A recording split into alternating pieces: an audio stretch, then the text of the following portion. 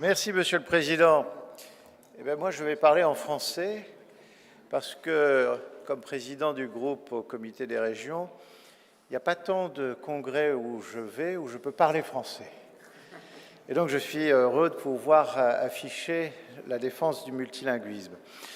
Je voudrais dire, au nom du groupe Renew Europe au Comité des régions, c'est le troisième groupe du Comité des régions. Nous sommes composés d'à peu près 90 membres venant d'une vingtaine d'États membres, des maires, des présidents de régions, des ministres régionaux. Trois choses. La première, continuer.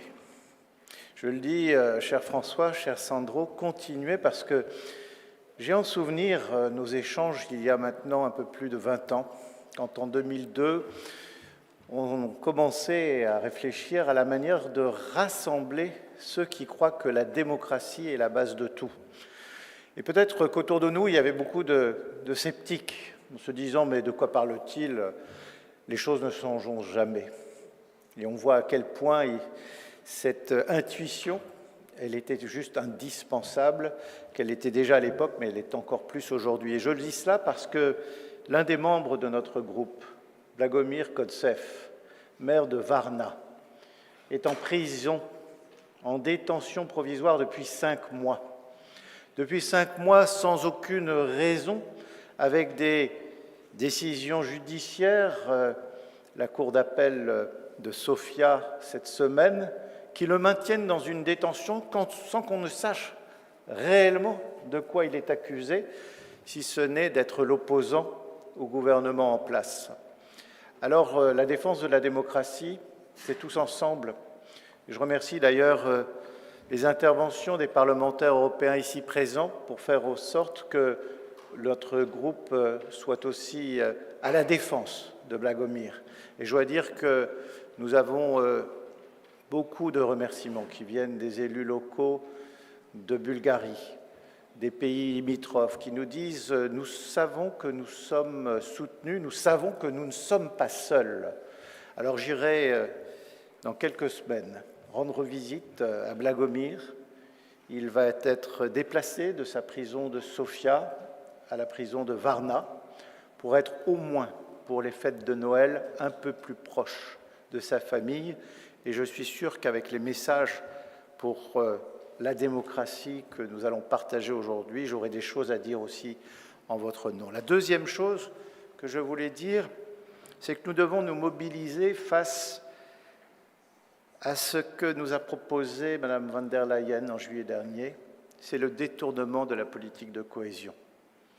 J'ai écrit à chacun d'entre vous il y a quelques semaines, et je crois pouvoir dire que notre famille politique, c'est celle qui est la plus engagée pour faire en sorte qu'on ne détourne pas la politique de cohésion de son inspiration d'origine.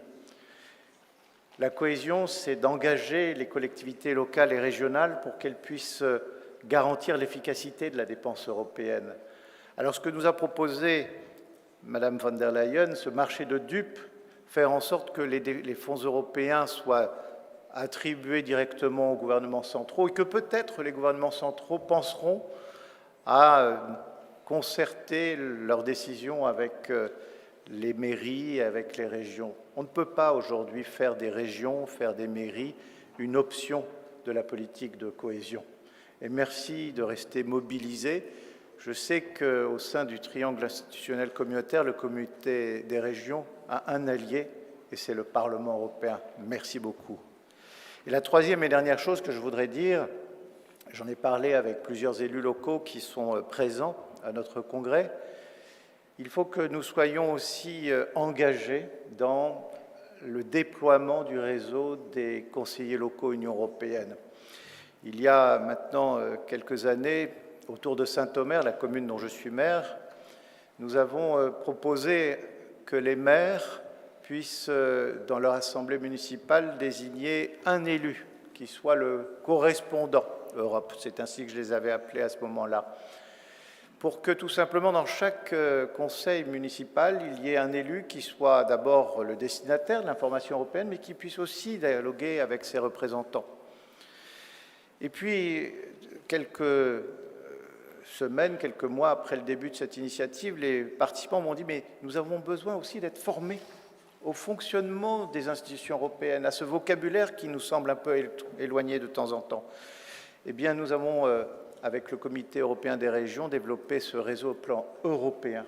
Nous sommes 4000 aujourd'hui, mais nous avons besoin d'être encore plus nombreux pour, comme le disaient les participants à ce forum jeunesse hier organisé par le groupe Renew au Parlement européen, auquel je participais, faire en sorte que là, l'Europe soit encore plus proche des citoyens.